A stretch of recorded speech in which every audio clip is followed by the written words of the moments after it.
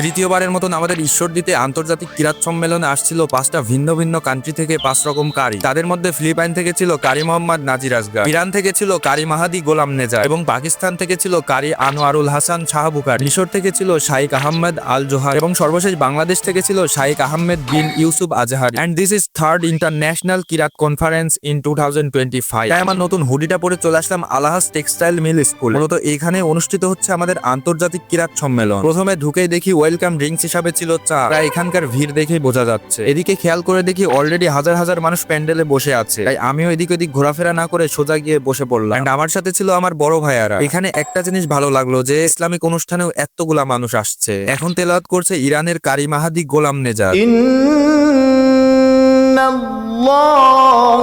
তাওয়াবুর রাহিম।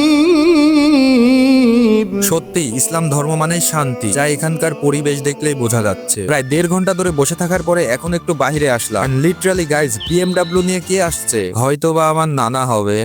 দেন ওই দিক থেকে চলে আসলাম এই দিকের দোকানপাট কেমন বসছে দেখতে। এন্ড বিশ্বাস করেন ভাই, এখানেও যে আমার ফ্যান ফলোয়ারদের পেয়ে যাবো ভাবতেও পারিনি।